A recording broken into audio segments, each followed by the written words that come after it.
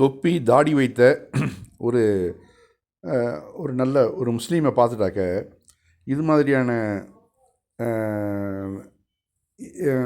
ஒரு பஜாரி பெண்களுக்கு என்ன தான் ஆகுமோன்னு தெரியல, உடனே வந்து டான்ஸ் ஆட ஆரம்பிச்சிடறாளுங்க. எவ்வளோ பெரிய கேவலமான ஒரு வேலை இது. ஒரு ஆணுக்கு முன்னாடி நின்றுக்கிட்டு நீ டான்ஸ் ஆடினா அவனுங்க அந்த ஆள் என்ன உனக்கு என்ன புருஷனா? அதாவது இவனுங்களுக்கு என்ன பிரச்சனைனாக்க, அந்த ஏற்கனவே இதை நான் சொல்லியிருக்கேன், முகலாயர் காலத்தில் அங்கே வந்து இந்த அரசர்களுக்கு முன்னாடி வந்து டான்ஸ் ஆடுவானுங்கல்ல, அப்போ காசு தூக்கி போடுவாங்க.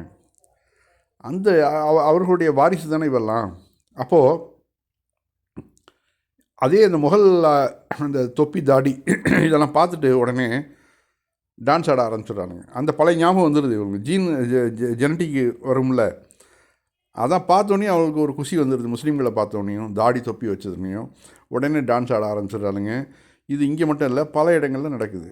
இதற்கெல்லாம் காரணம் வந்து இப்போ நடக்குது இந்துத்துவ ஆட்சி, நமக்கு யாரும் கேள்வி கேட்க மாட்டாங்க அப்படிங்கிற அந்த தைரியத்தில் தான் இதெல்லாம் பண்ணுறாங்க. அதே மாதிரி தான் தர்காக்களை பார்த்தாலும் அங்கே போய் நின்று டான்ஸ் ஆடுறது, லவுடு ஸ்பீக்கரை போட்டுக்கிட்டு, அதாவது வழியில் பாருங்கள்.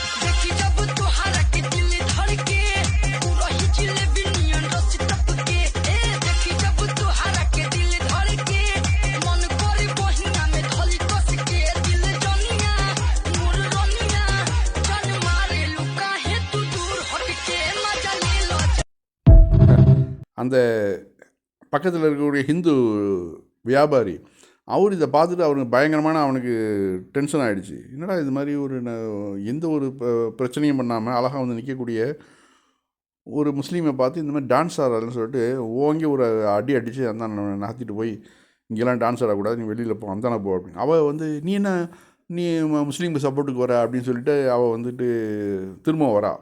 அவன் திரும்பவும் அடித்து அந்த பெண்ணை வந்து நகர்த்துறதை பார்க்குறோம்.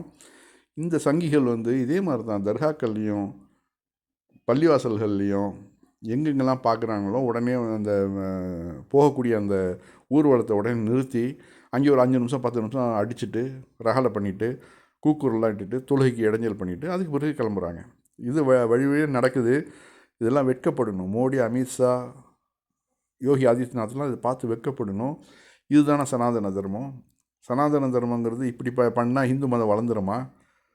இது வந்து முஸ்லீம்களுடைய பொறுமையை தான். அங்கே பாருங்கள், அந்த ஆள் சிரிச்சுக்கிட்டே நின்றுக்கிட்டு வேடிக்கை பார்க்குறாப்புல.